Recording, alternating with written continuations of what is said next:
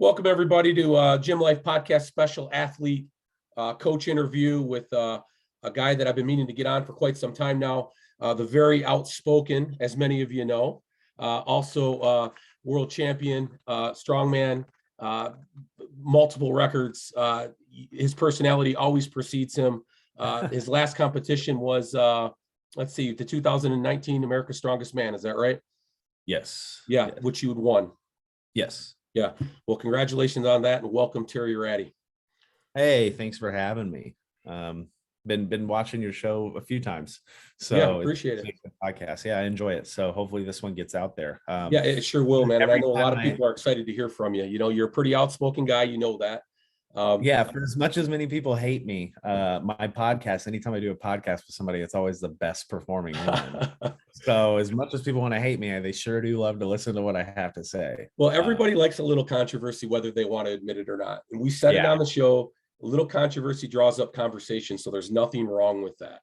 There's drama that's happened, and I said this whenever it happened. I didn't really address too much of it, but all PR is good PR, unfortunately. That's right. In the end, right? In the end. If your name's circulating, it's some sort of PR, as long as it's not for anything super gross. Well, I get the impression you don't do it intentionally. It just comes out of you naturally. So you just got to yeah, it runs in the family. I grew up, it was me and my mom, and she's always been very loud and theatrical. My brother's in theater. And we hung around, I grew up with the LGBTQ community, so it was a lot of characters in that. Yeah. And it's just like I've always been really loud and outspoken and flamboyant and grandiose whenever I talk. And so, yeah, it doesn't help that the internet exists now. That's for sure. That makes complete sense to hear that backstory about you. I've watched some of your feeds on Instagram, and there's an actor in you somewhere, Terry. There's no doubt about it. Yeah, I used to do theater in school. I did debate in college for a little bit. So yeah, I've definitely I know, and I like to talk and know how to talk, and I say controversial things. The problem is that it backfired in college debate a lot. Was I would say things before really kind of like I would hear something and be like, and I always have a quip back for it, but I never developed the hold on a second, let's process that so I can think about it a little bit more.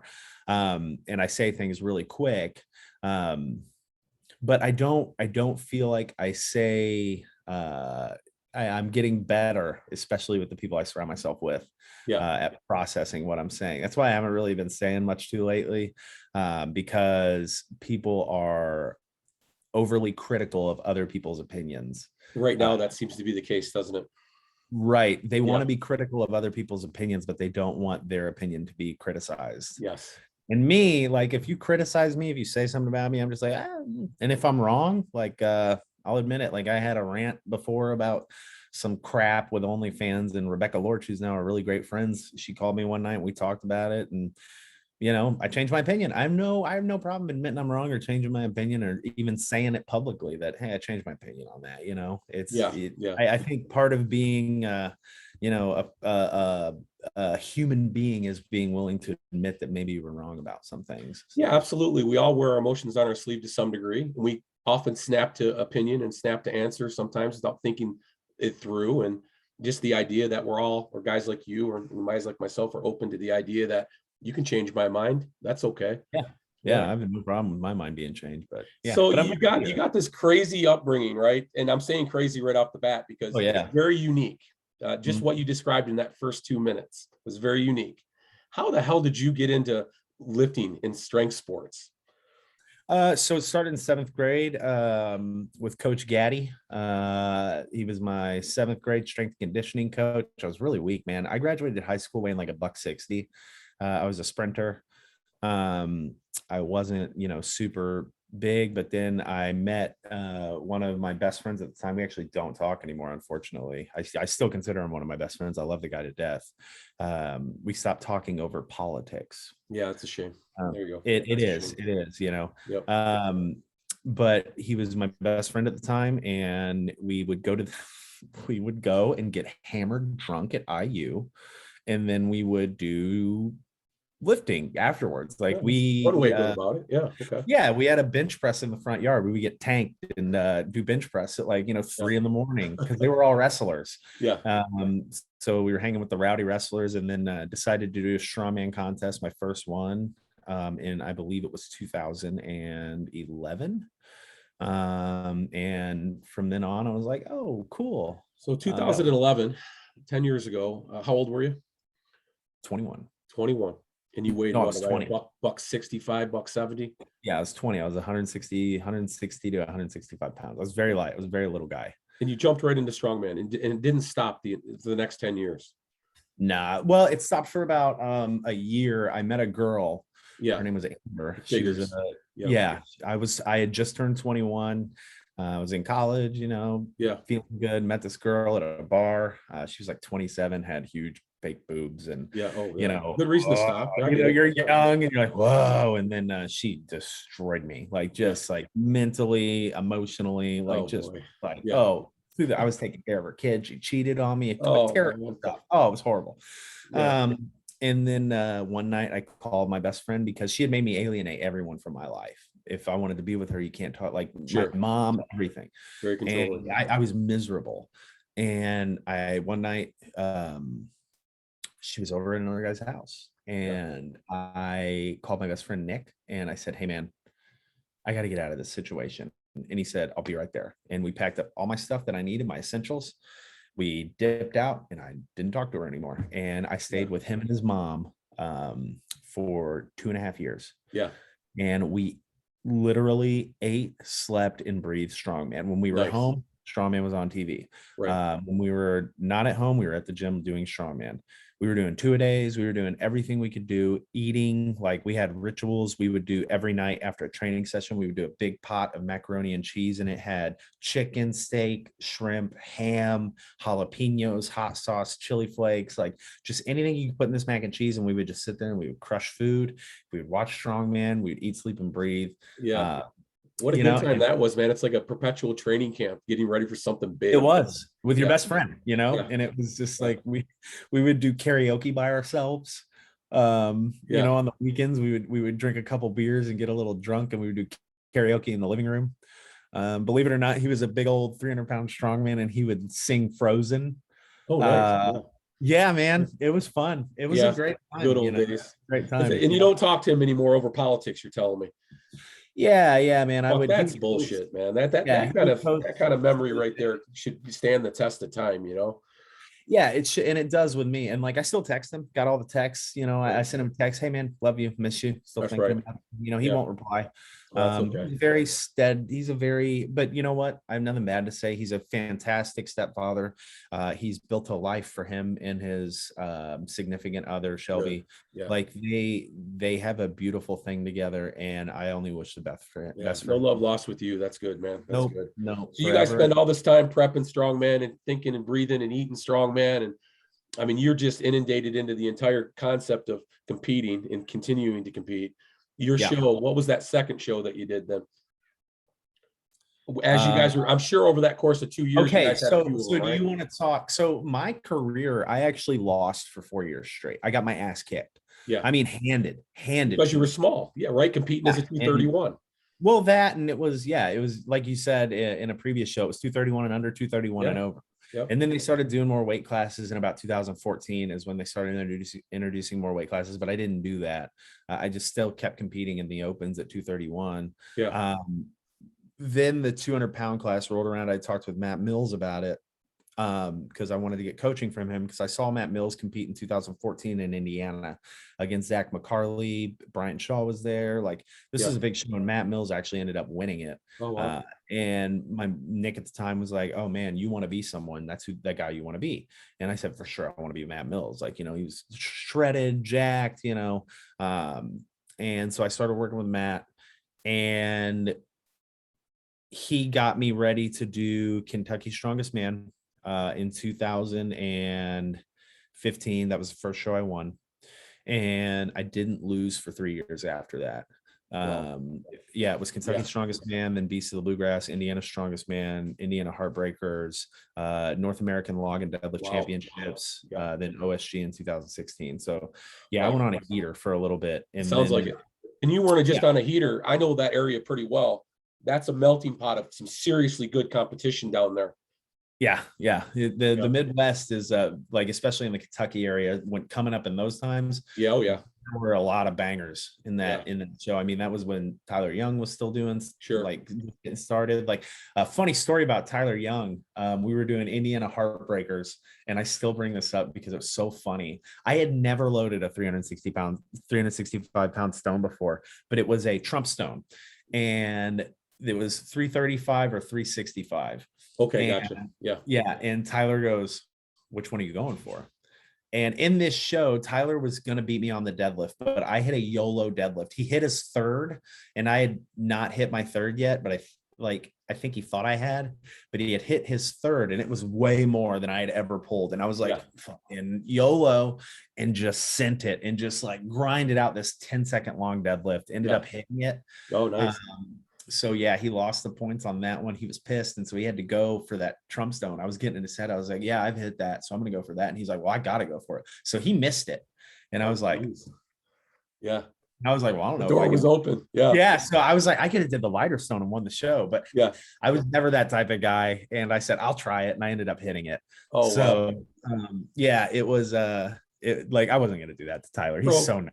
He's such a beating nice. Tyler Young is as good as winning America's Strongest Man at that time, wasn't it? I mean, that was a big moment. Yeah.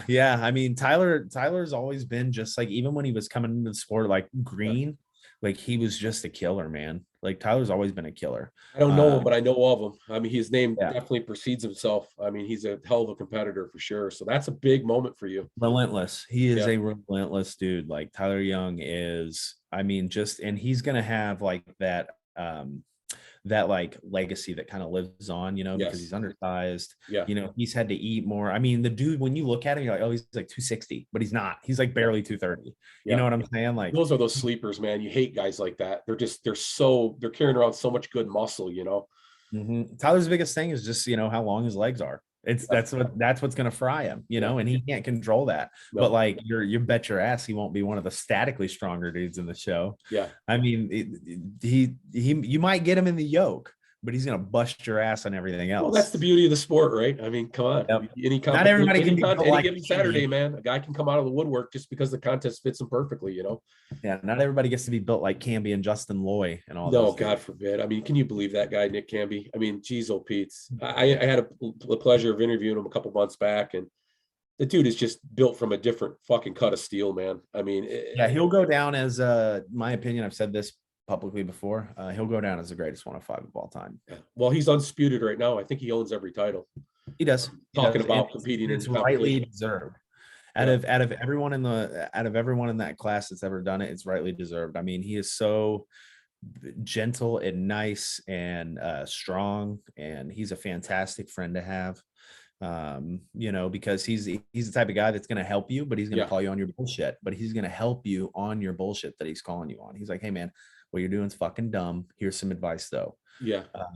Yeah, he's got a good way to present that, doesn't he? When I talked to him, he was a guy that loves the sport, and it seems like all you top guys do. There's a certain love for history of the sport and those people that came before you and those people that you acknowledge now as being great, like Nick. I mean, there's this love that, allows us all to sort of just respect one another at a really high level. And I love that. You're a part of that conversation as well. Yeah, it's it's a beautiful sport. It's always attracted the weirdos, and like it's a sport where you get, the weirdo golf kids, but you also get the strong jock guys. It's a sport, and everyone gets, well, used to, everybody got along. I mean, Yeah. that was one thing that really attracted me to the sport, is I've always had like that kind of that's why I like jujitsu now, is because it's an hour of someone trying to kill you. Right. And I like that. Like that was my favorite part. Like I've said before, I never cared about the competitions. It was never about the competitions. It was dying in the training that I liked. Yeah. It was, the busting my ass for 3 hours, making me feel like shit. the grind. I just like the effort required to get to that level. But also with that comes the ego and all that stuff. And I just feel like that's kind of why the numbers, in my opinion, aren't as good as they used to be, is because there's not enough ego in the sport. Yeah. And but with that being said, there needs to be ego that's like willing to let things roll off your shoulders. I feel like people take things way too personally. Yeah. I see what That's you're why the saying. 105 class is doing this, is because Yes. it's a bunch of dudes that can talk shit to each other. Like Right. we all talk still to It's true. this day. We've got group chats where we just fucking roast each other all the Yeah. time. Yeah. And no one's like, well, why would you say that? Like, but that's why the 105s continue to do Yeah. this, and other classes are just kind of like, you know, Right. they're kind of doing this. It's because everybody is always like, oh, I'm afraid somebody's going to say this about, you know, and it's like, no, dude, just go train. It does hold that certain camaraderie. I've noticed that as well, talking to all these athletes that I talk to all the time. The 105s hold a very unique camaraderie. And you're right, it's by itself right now a little bit. And I'm not suggesting the other classes aren't going to get there eventually, but they need some work. They need to work on it. That's for sure. Yeah, the 105s are a very tight knit group where, you know, cutthroat for each other, and it's wild to say that. It's Yeah. really wild to say that, but it's true. Like Yeah. we are just Well, you guys are starting to get your due recognition, which is something that has been needed to happen for a long, long time. There were yeah. bits and You wish pieces I'd of it have over gotten the this. years, but more recently with Anthony and the stuff that he's doing now has made it perfectly clear to the rest of the world that the 105s are the strongest men in the world, period. There's no Yeah, disputing that. and I just want to go on record saying this Yeah. because I know I said it on my story, but if it were not for Anthony Furman, we'd still be in the fucking dark ages of this Yes. sport. Yeah. That dude, like, you know, Rainier's doing big shit now. They're Yeah. paying out athletes. They're paying for, like, Right. all these contests are treating athletes like athletes, regardless of the class you're in. If you're a pro, you're going to get treated like a pro. Yeah. And it's 100% thanks to that. It started a precedent for sure. Yep. There are plenty of people that have had the opportunity to do this and they never did it because they were greedy. Yeah. And my Well, old they were boss, always trying to sell the super heavyweights. That was always the thing, right? Never thinking Yeah. outside the box. I'm just going to sell these super heavyweights over and over again. and that's you know, with CrossFit, that's Yeah. what makes CrossFit so appealing, is it's dudes doing and women doing incredible things. They look incredible. They're busting their ass. They're working so hard. But when you look at them, you're like, I could do that. If I really tried, I could do that. Yeah. But like, you watch Brian Shaw, Yeah. you can't watch do that. Thor. Yeah. I'm not 6'7", 400 Yeah, pounds. that's right. Yeah. You know, if I see that, I'm not thinking, oh, I could do that. You know, Yeah. but you see, and that's why there's so much money inundated in those sports, is because it's appealing to the average consumer. So getting the 105s out there, getting people like Nick Camby. Nick Camby doesn't look like he's on a ton of steroids. Right. You know, I did whenever I was I looked like I was sauced out of my brain, and I was. But it's you know, it's visually appealing, and that's why that class is growing. That's why there's so much money in it, is because it's marketable. Yeah, and as a consumer, we relate to it. You can be an average guy, 195 pounds, 6 foot tall, and you can go to a show and watch 105 guys compete and legitimately put yourself there and say, yeah, I could do that. Or, you know, I could train to compete like these guys. When you look at the Brian Shaws and the Thors of the world, they're cartoon characters, man. These guys aren't real. Yeah, they're not real. They're not real. No, God bless them. They're great athletes, but it's not conducive to the rest of the public. I mean, it is kind of what it is. But I love the way the sport is trending right now. I love regional systems getting set up. I've wanted that for a long time because nationals has always been a nightmare. It's a beautiful time in the sport, and I love watching it. Sometimes I get the FOMO, but you know, it's just, for me, I've talked to doctors and I could go back to doing it if I wanted to. Yeah. But it's just, I go into the gym and now my training is so different. And I start doing stuff and I just think, God, I just don't have it in me to bust out those sessions anymore. Well, I watch you train right now. I mean, you're first off, I want to talk about your Olympic lifting background, because you are speedy, man. I mean, I know you're your own worst critic when it comes to your Olympic lifts. Yeah. And I'm no expert, but I have seen enough of them to know what I see is good and what isn't good. It was super impressive watching some of your lifts, but you only competed in Olympic lifting once or twice, you said? Yeah, just once. I Yeah. did a meet. Politics were too much. Yeah. They called me for a soft elbow, and then the guy after me pressed out a snatch. And Yeah. at that moment, I was like, nope. And Yeah. me, Yeah. I was cussing out the judges. They were like, I can imagine. Yeah, and I it's was like like, it's like a church in there, and you're the guy with the, yeah, everybody heard you. Yeah. well, and that's like, but it's the same thing when I'm a judge. Like, that's why a lot of people are, whenever I come to judge, because I'm super strict. Yeah. Like, if you're a promoter and you tell me the rules, I'm going by the rules. Like, Yeah. there are no gimmies. Like, there were things at OSG that were driving me crazy. Like, for instance, Jody, when she did the log, her judge was making her bring her feet together every Oh, single yeah. time. You're right. You know, and and then she got to her 10th rep on the log, and she goes boom like that, and the whistle blows.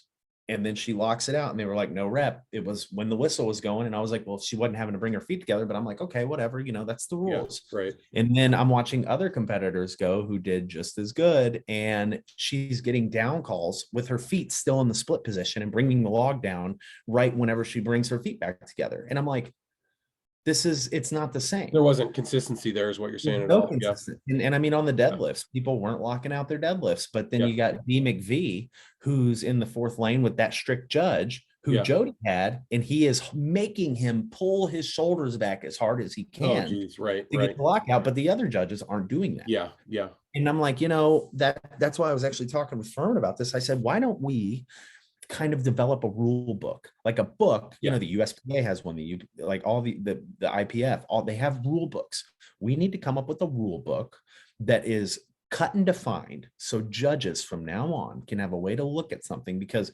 as much as people want to say, oh, it's strongman, it doesn't matter. A lift is locked out is locked out. Yeah. We know what locked out is. Hitching is hitching. Who cares if you're hitching? Like belt clean things, who fucking cares? Right. But lockouts are lockouts. Feet together are feet together. There are certain things Right. you can put in the rule book that are indisputable. Yeah, and to bring consistency across the board. And the big problem is, and we know this, and it shouldn't be at a high level. At the amateur level, we're going to see a kind of a fucked up situation forever, because we got to grab a hold of guys a lot of times these promoters need to just get who they can get, hopefully guys that have competed. But at those big shows, yeah, it has to be different. It right. has to be different. Yeah, I love that idea. We should have guys that actually qualify to be judges. Yeah, like a certification program that says that you know what you're doing. Yeah, there's no powerlifting organization you can walk into and never judge before without a certification. So if we want this sport to be on that level, then we're going to have to do the same thing. Right. And I think it would be something that's easy to implement, but it's also lucrative for the people that want to get into it, because those high level USPA and IPF judges, they get paid to do those. Sure they do. Yeah. Yeah. And having an incentive there for these judges to come spend the day doing this. Yeah, sure. Incentive that says, hey, here's cash. But I've also always thought we need to have a board that kind of reviews records, things like that, just to because every step you take to do something like that further legitimizes the sport. Yeah. Every step you take to do something like that legitimizes the sport more and more. So I've always thought we should have like a review board and things like that, especially at like big shows, because they have that at like World's Strongest Man. If there's a lift, they'll review it and they'll come together and they'll, decide on it if it was a good lift or not. And at the big shows, that's something else that needs to happen. It's probably the biggest enigma that we have right now here in the United States. Certainly we've appreciated the upward trend of strongman now for several years, and the great things that some of these promoters like Anthony and others are doing, even on the amateur level. And we got a couple of those here in the state.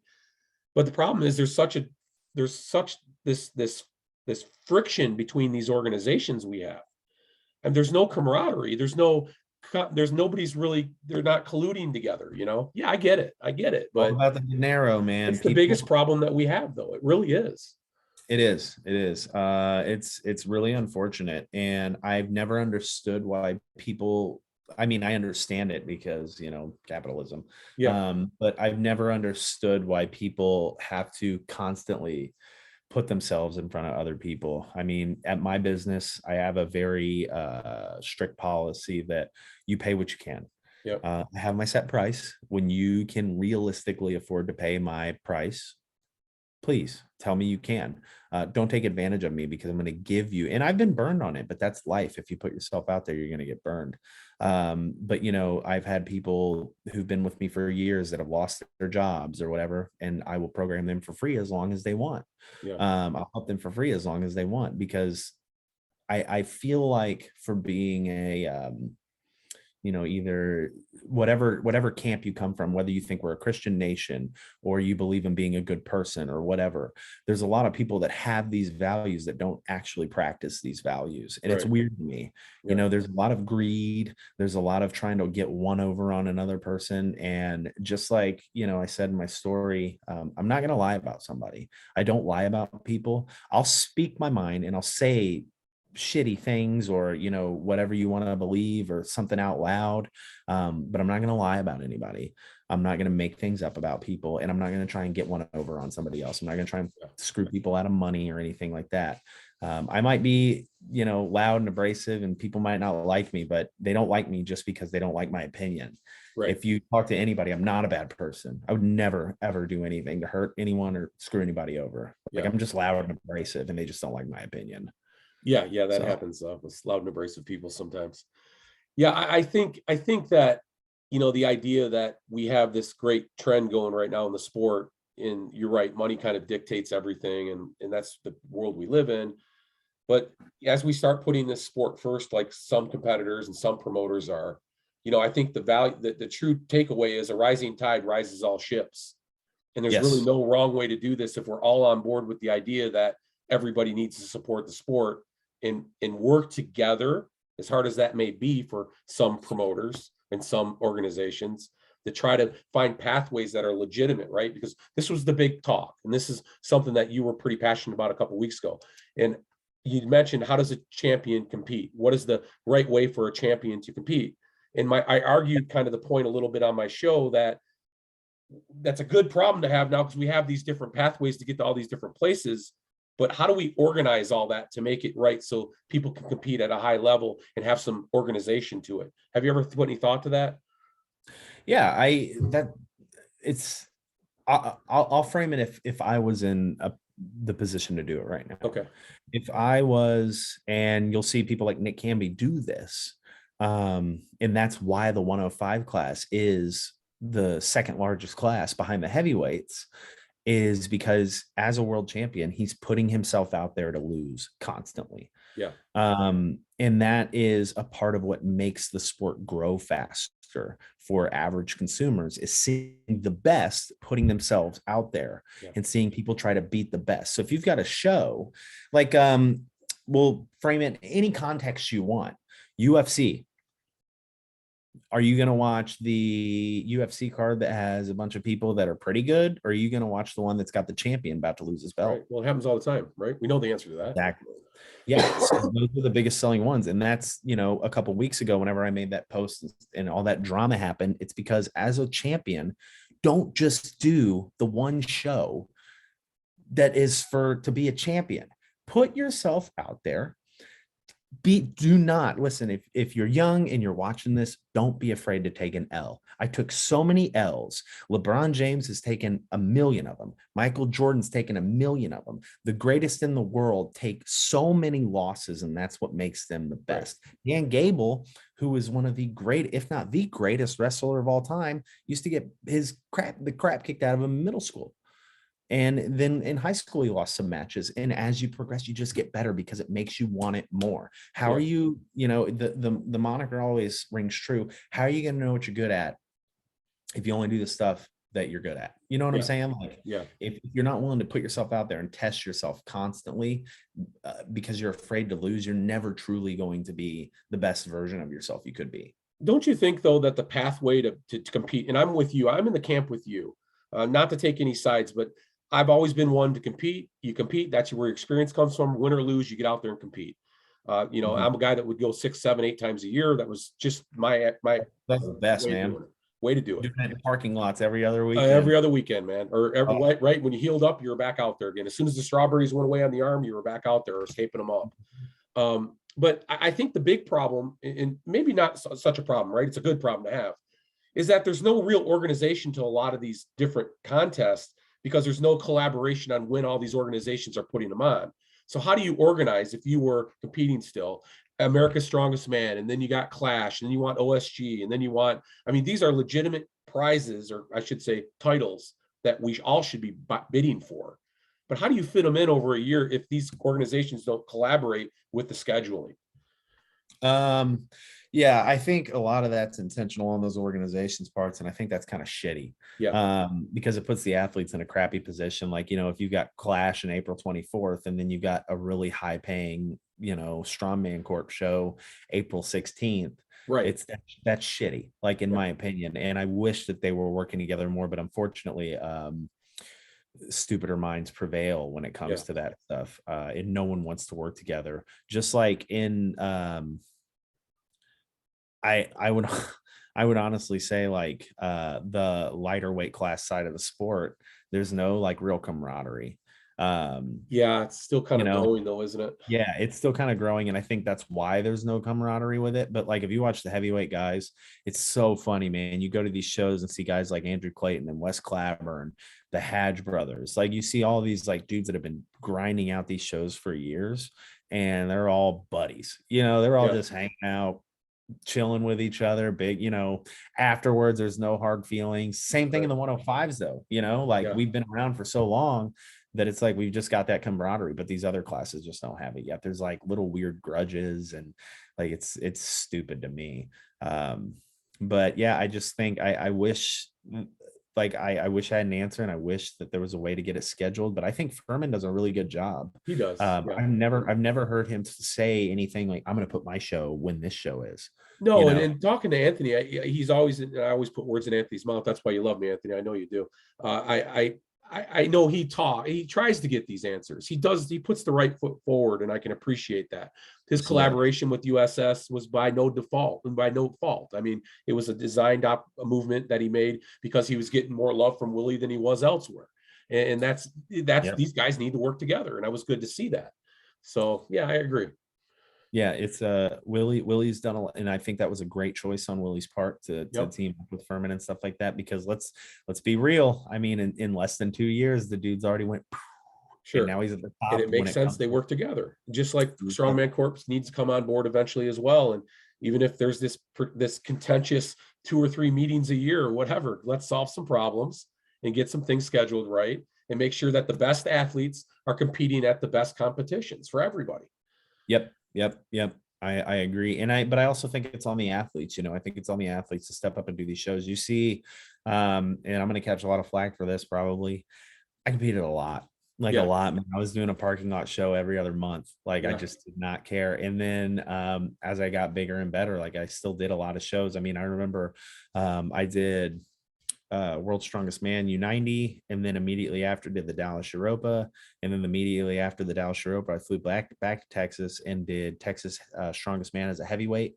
And then immediately after that show did OSG. Like, we were doing, or no, I did a Kentucky show, and then immediately after Kentucky show I did OSG, and then right after OSG I did the Arnold, and then right after the Arnold I did the Dallas Europa again Pro-Am. Then right after the Dallas Europa Pro-Am I went back and did ASM. Like, I was constantly just doing as many shows as I could.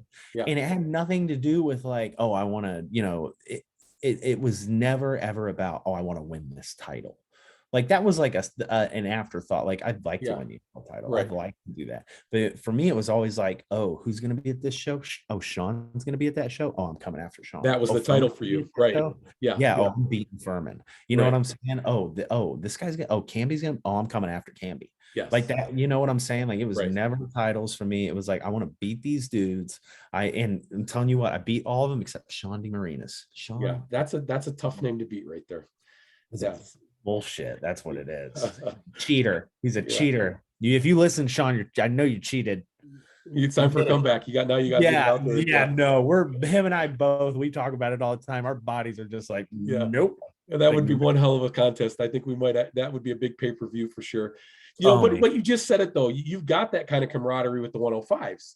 You guys all have done that. You've jockeyed around each other and through each other and at competitions, you know, for years now. So when the 105s came on board, I guess officially plugged in, this was old stuff for you guys. Well, here's the thing. Here's a funny thing. before I got my pro card, I made a comment on ASM 2016, and the 105 pros fucking hated me for it. They hated this comment. And I said, it's bullshit that the 105s are doing ASM and it's pros only, because some of these dudes are zeroing this deadlift and it's Right. pathetic. Yeah. And they got really mad at me for that. But Yeah.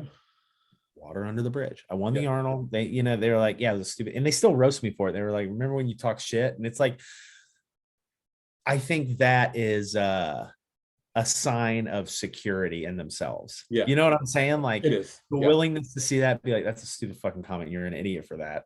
Yeah. But you're strong. Like, Hey, welcome to Terry, the I highly doubt you never walked into a competition without a bullseye on your back. I'm sure of that. Oh man. Every single show, I feel like I walk into Walmart with a bullseye on my back. Yeah, like it's but that's the thing. I think that like there's a lot of people in this sport now that just have they take things personally.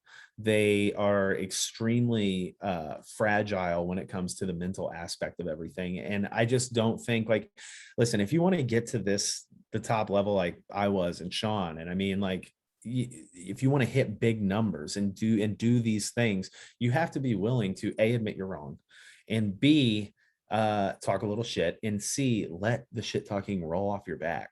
Yeah. Because like if you sit there and you're gonna stew and dwell on people talking shit about you, your focus is elsewhere.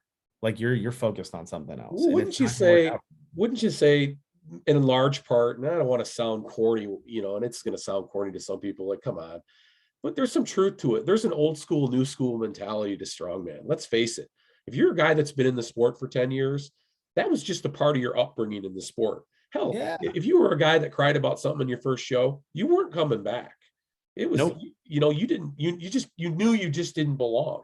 And we've seen it happen all the time. But this old guard, if you will, this 10-year plus veterans that are still participating and competing at a high level now, that's just where they grew up. But now, Yeah. since the sport's getting so big and we got all these new people coming in, it's turned to be a little kinder and gentler, if you will. It's, I don't know, it's not what I like, but I Yeah, kind of, and I feel like that's why the numbers aren't as impressive. Like it's just, I truly don't like, I don't think the 80 kilo numbers are impressive. I don't think the 90 kilo numbers are impressive. I think the 105s are getting stronger, but I don't think a lot of the dudes in the 105s are as strong as they used to be. I think on the women's side of thing, you've got like some women that are hitting some big numbers, but I just don't think the things they're doing, like in comparison to like when Kristen Rhodes was doing this sport, right. like it's, they're like, people forget, like in the earlier days of strongman, when it was like Jill Mills and Kristen Rhodes, like Sure. there were some killers. Like there were some monsters, killers. They Yes. were killers, but they don't remember their name. You Right. know what I'm saying? But those Just ladies, bad timing. Yeah. those ladies also, though, I don't know if you've ever interacted with Kristen Rhodes, but like No.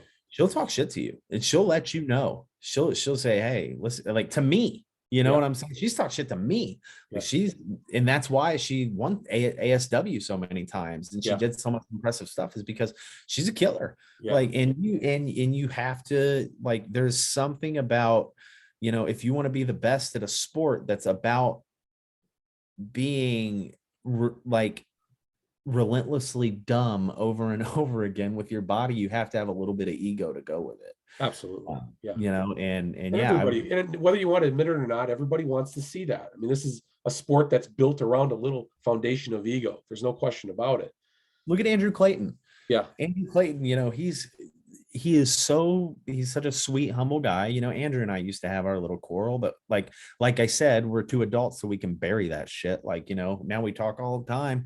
And Clayton, he is so, he's such a goofball, but he's a sweet, gentle dude. But at the same time, when he goes to compete, that ego, like he is, and sometimes he'll post it on a story. Andrew's crazy. Yeah. Like Andrew will shatter every bone in his body to make sure that he beats you on an event. Yeah. Like, and it requires that to be the best. Yeah. Like Camby, in my opinion, Camby's got that ego and like he wants to win and stuff, but Camby to me is like the LeBron James of strongman. Yeah. He lets his performance do the talking. Yep. He's very nice, but he trains smart, doesn't do gear and blast a bunch of steroids. He keeps his body in tip-top shape. And that's why he's going to have that longevity, and he's going to go down, in my opinion, as the greatest of all time. But it's, for the rest of us, we're like, the J.R. Smiths, and we're trying to, climb our way to the top. We're like the KD. So we're going to have that edge to us so we can get our name up there. Because Camby's just a genetic phenomenon. You look at the dude, I mean, he's fucking built like a brick shit house.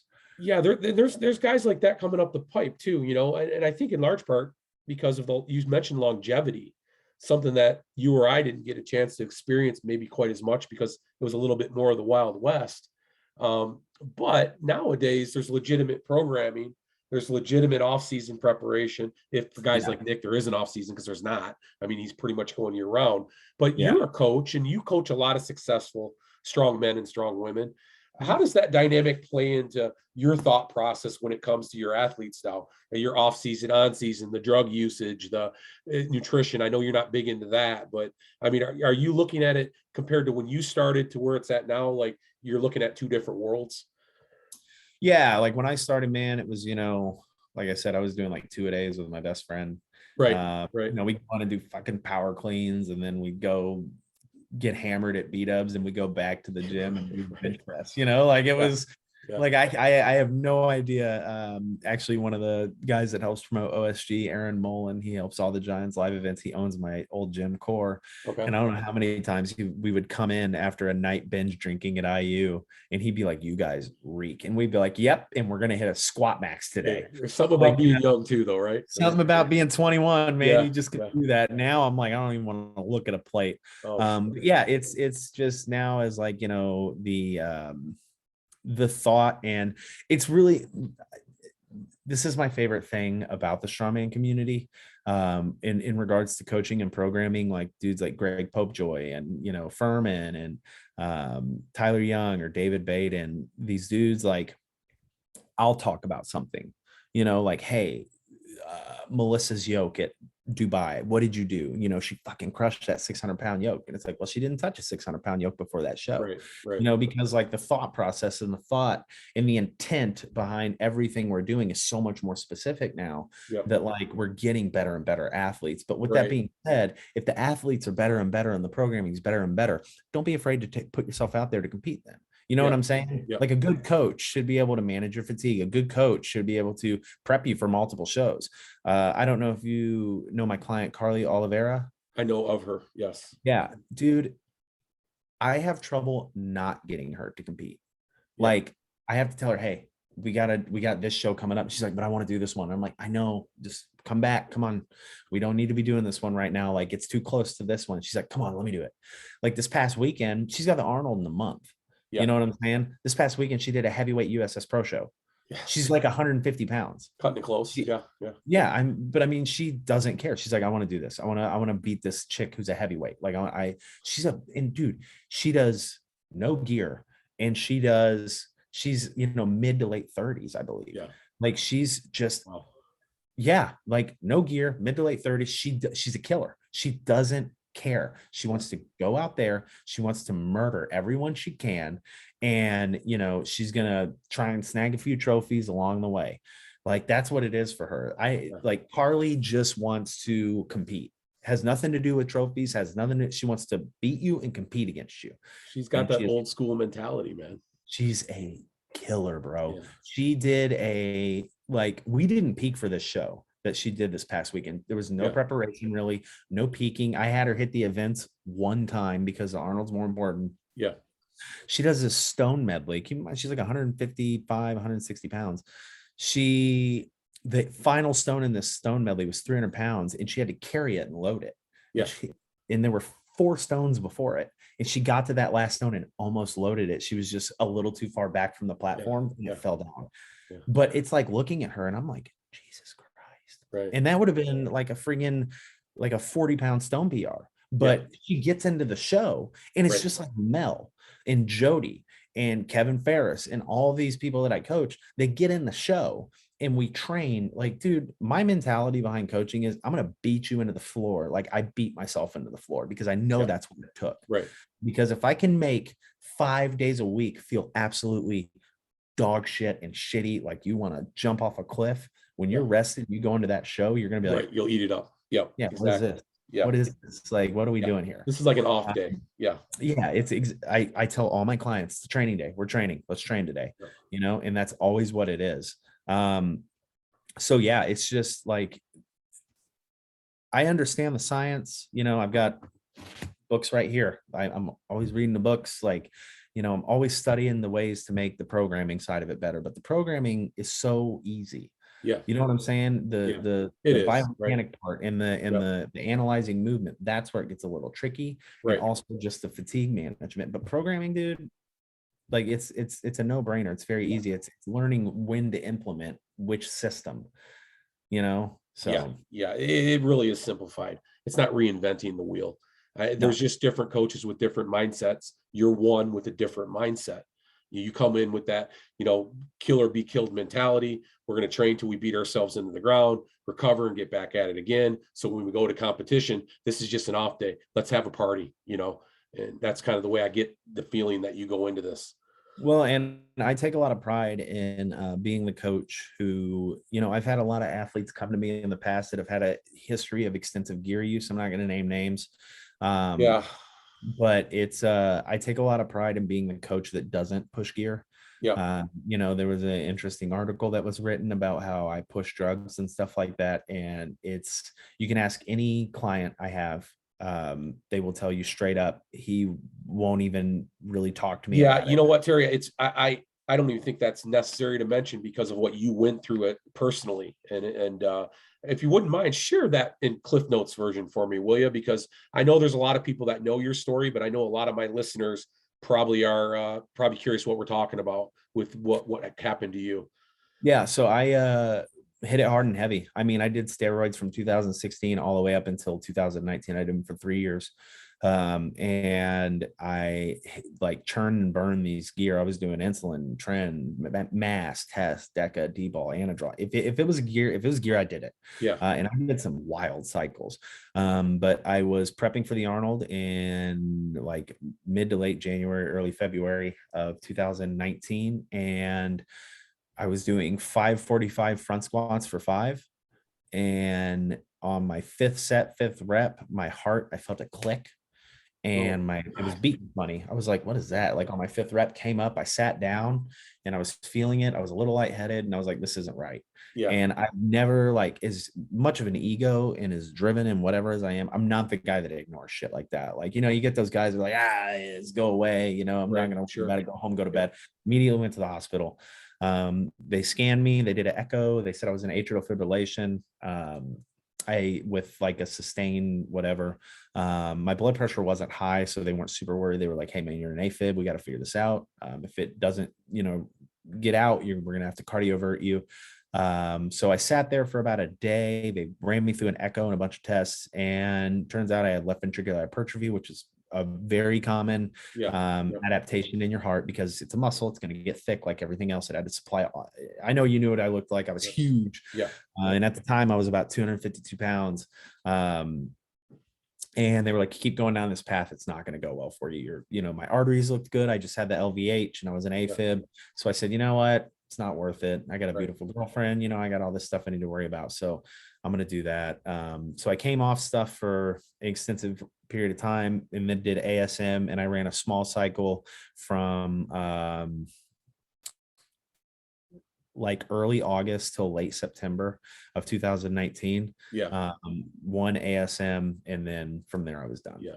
Well, And that story's got a lot of layers to it because really in such a short time, you did that damage, which is in itself its own story, because there's a lot of young guys out there that we both know who these people are, that are 5, 6, 7 years into this type of abuse, and to not expect something bad to happen is ridiculous. I like what you said though in one of your video logs, that and it's true. I always preach this: less is better. Unfortunately, you have to get older and wiser to understand that.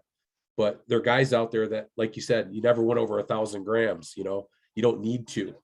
yeah. And so these are just good stories I think are important for guys to hear, because it breaks my heart when I see guys that are putting it all into a sport and have to rely so heavily on something that has so little to do with it. Yep. Yep. And that's it's funny. The further I got into my career, the less I did because the training just got better. That's Like I right. just understood it more. You know Yeah. what I'm saying? And I started programming for myself like mid 2018. And that's kind of when I went on another little tear in my Yeah. pro career. Right. So it's like, yeah, I started using less stuff and the programming just got better. And I started Right. taking programming into my own hands a little bit more. Would do my off season stuff with somebody else so I could focus on my job and clients at the time. Yeah. Cause I had a full job at the time. Sure. But yeah, for contest prep, I always did my own stuff. And it's I feel like that's why a lot of people are comfortable coming to me as a coach because they I know would I'm not guess. going to Yeah. push gear on them. Yep. And a lot of people that have done a lot of gear in the past come to me because they're like, hey man, I've done a lot of stuff. Can you help me like get back to what I was? Because I don't want to do that. And I'm like, of course, we can Yeah. always do that. Yeah. The thing I can tell people is if you go down that path and you want to be a great strongman and you want to get to that top level without having to use the supplements, it's Camby has been in this sport for so long and he didn't do that stuff. Yeah. And that's why it took him so long to get That's where right. he is. Yeah. It's a much, much longer road. And that's the problem. People don't want to wait. They're not willing to put in the Yeah. fucking time. Well, I think that's an American value, baby. Well, it is, unfortunately, right? Yeah, Yeah. we want that instant gratification. And Yeah. I see, in the scary part for me is on the women's side, I see it really bad. More and more. Yep. Yeah, a lot of gear. And I see a lot of these girls that are just sweet girls that are going to crush numbers, but then they don't understand that the side effects I get as a man, my body can handle them a lot better Yeah. than a woman's body can, unfortunately. Yeah. That's They're off just, reservation with some of the shit they're taking. It's just not designed yeah. for them. Yeah. Yeah, it's not designed for them and the kidneys and liver, and it's just not the same. And people want to argue it all the time. And I'm like, listen, we have hundreds of years of medical studies to prove what I'm saying. Yeah. And just because you don't like it, I'm not saying, I'm not being a misogynist. I'm not doing any of that. I'm just telling you, this is not a game you want to fucking play. Because I've been there, and it's until like everyone. There's a comedian, I think it's like Krista Elliott, talks about everyone feels like they're in their own movie. You're in a movie, everyone else is an extra in your movie. This is your movie. And when that doctor looks you in the face and says, hey, you keep doing what you're doing, you're checking out of your movie early. Right. That sucks. And eye-opener. Going back to something about mental health and stuff like that has been brought up over the last couple of weeks. You want to talk about mental health struggles? I'm the king of mental health struggles. Yeah. For 2 years I dealt like no sleep, constantly checking my blood pressure, constantly take what vitamin can I take that's going to make me feel better. Yeah. I was an extreme hypochondriac to the point where I had to go to therapy because I was constantly in fear that I was going to die early, and I didn't want to, and that you want to talk about a mental health struggle. Yeah. Wait till you go through that. Wait till a doctor looks at you and says you're going to die, and you got to face that. Yeah, man, I was just there. I had cancer. I got over it. I beat it, but congratulations, man. Yeah, thanks, man. That was 8 months worth of chemo and shit. And I found, I'm just terrifying. 2 months out of it right now. So, but I know exactly what you're saying. I know exactly what you're saying. I know what kind of game that plays with you, especially when you think you're invincible, and that you still know you have it in your heart, but now your body's telling you otherwise, and it's just not a fun place to be. Yeah. And with like I think that everyone's hypersensitive to everything right now. Just and I say these things from the like everything I say is from the perspective of a pre-pandemic, because I still talk like it's pre-pandemic and when people had a little bit thicker of skin, but I think the pandemic really kind of exposed everybody's how fragile they are to things. Yeah, I think it did. Yep. Yeah, I think the pandemic kind of softened everybody up a little bit, and in my opinion, it should have did the opposite. Now is the time we need to be tough. You know what I'm saying? You need to be tough. Yeah. Like regardless of how you feel, like like mask, whatever, vaccine. I don't give two craps what you believe in. You got to be tough in a time like this. Yeah, you have to be tough. So well, I agree with you, and I have a feeling there's a wave coming our way. I'm starting to sense it. We're seeing this better reality, this less of a snowflake existence and woke sort of society is starting to implode on itself a little bit. I don't have a problem saying that. And if anybody listening does, they don't have to listen because I don't want any part of it anymore.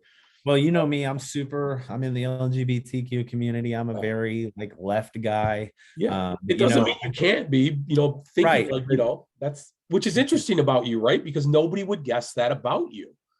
Oh, dude, with everything that's happening, I've been called an incel. I've been called a conservative, whatever. And I'm like, do you even know me? Like, right. do you know who I am? Because I am so far from that. But that's going back to what you were saying is it's eating itself. Yes. It eats its own. And that's the problem is it starts with good intentions, just like everything. And then eventually it spirals into something it's not, kind of like, that Instagram page that, it started out as something great and then it spiraled into something terrible. Yeah. And that's like everything because there's no checks and balances. And like, especially in this society we're in right now, people just like are hyper reactive to everything. Yes, they are. And I honestly, like, it really sucks that there's no discourse anymore. When all this drama happened, I would have people messaging me and, I've gotten so many death threats over the last like month. Like, and I think they get upset because my response whenever I get a death threat is that's terrible advice. Right. Like, why would I do that? Yeah, that makes no sense. That's bad. You should not be a coach. That is bad advice. Yeah. But like,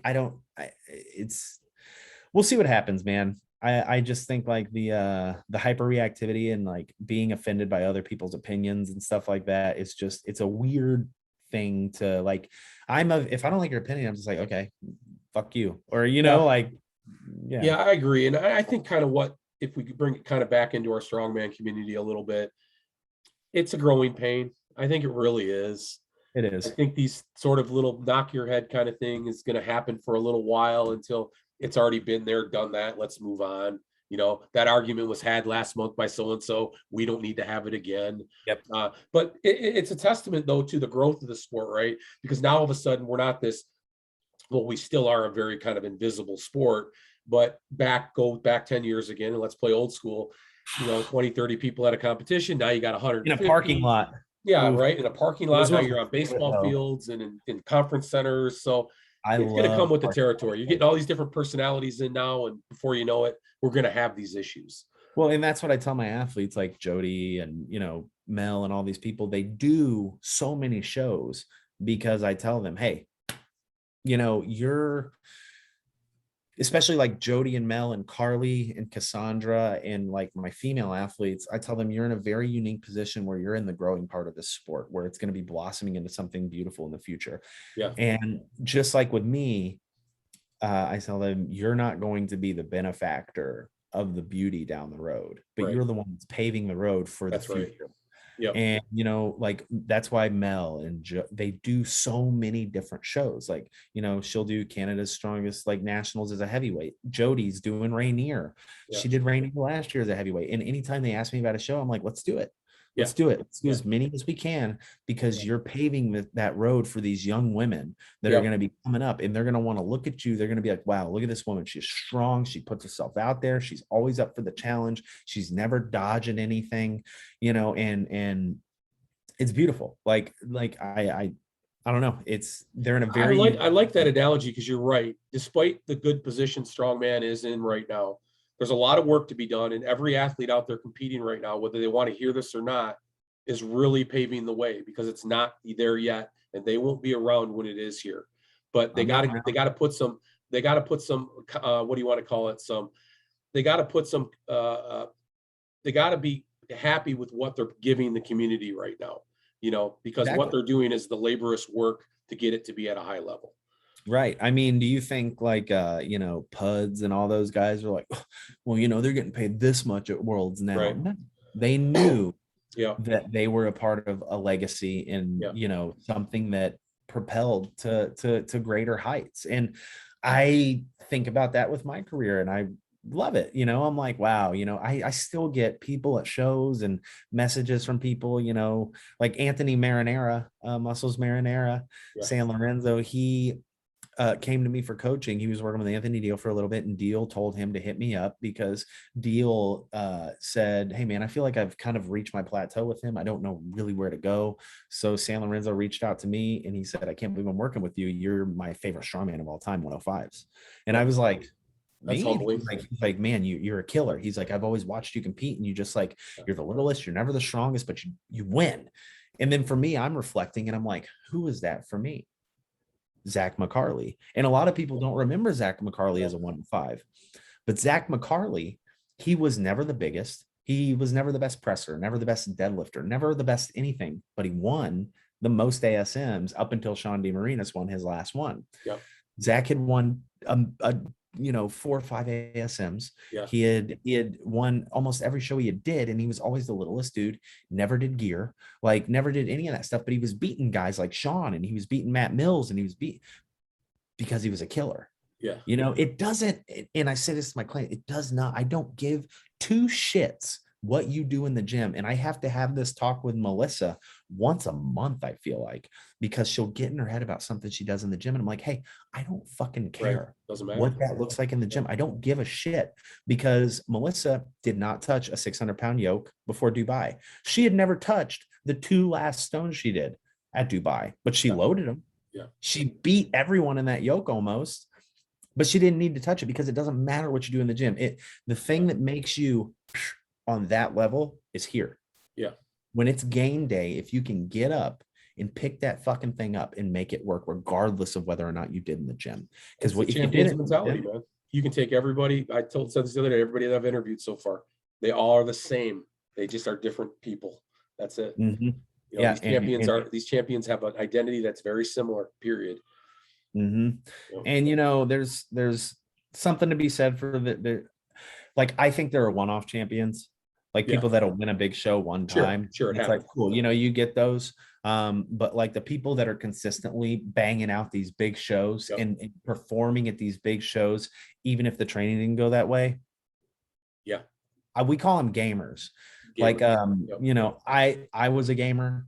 Sean DeMarinis was a gamer. Zack Mccarley was a gamer. Camby's a gamer. Justin Loy's a gamer. Furman's a gamer.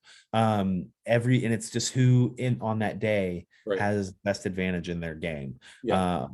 And if you saw guys on that list at a competition, man, there's only one way to bring it, because you know what you were getting. Oh, dude, ASM 2019. I mean, it was me, Camby, Deal, Tom Matafis, James Deffenbaugh, Anthony Furman, Jesse Nelson. Oh, Jesus. Like, oh, dude, the concept. Like a superstar lineup, man. That was a heavy hitter show. How'd you place in that? I won. You did? Yeah. That was the one you won? That was the one I won. Yeah, retire, right? I'm done. Yeah, well, and it was funny because that was actually one of my worst performances. I didn't win a single event. Yeah, you don't have to, thank goodness, right? Yeah, it was a guy was supposed to give me 2 IVs the day before, and he blew out my vein 3 times with the same catheter. So I didn't get my 2 last bags. So I was loaded up on sodium. I woke up the next day and my blood pressure was 160/90.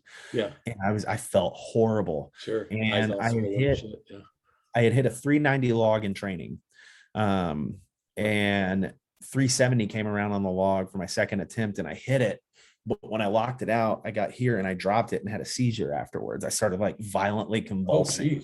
Oh, yeah. And like they were grabbing me, like James Deffenbaugh grabbed me and caught me. And I was like, get the fuck off me. I'm fine. And then I went and sat down and I went over to the supplement company and found the Gorilla Chemist or whatever his name is. I found his vasodilator and I looked at the ingredients and I ripped it open. And I said, I'll come back. And I chugged like, 4 or 5 scoops of this and just drank a bunch of water to get like blood flow. Yeah. And did the bag toss, did terrible on the bag toss because I was still like foggy brained, like from my blood pressure. I was like, and then it eventually came around on the deadlift. I hit a good deadlift.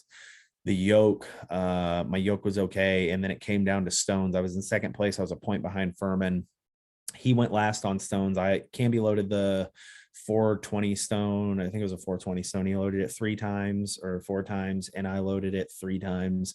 And Furman only got it once, and that was enough to get me. So yeah, points wise, you were right where you needed to be. Yep. It was. But yeah, if you're listening, you don't got to win the events. You don't got to win. No, man, that's an awesome story, game, bro. You just got to be a good story, game. Especially when you're hanging out with those dudes, right?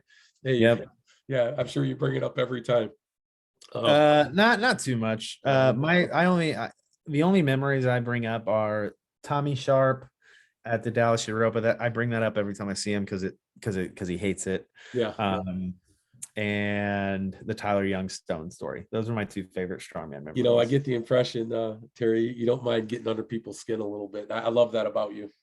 Yeah, I like to talk shit, man. But here's the thing: as much as I talk shit and like I say things and whatever at shows, even if you're not my client, come up to me. I'll Yeah. help you.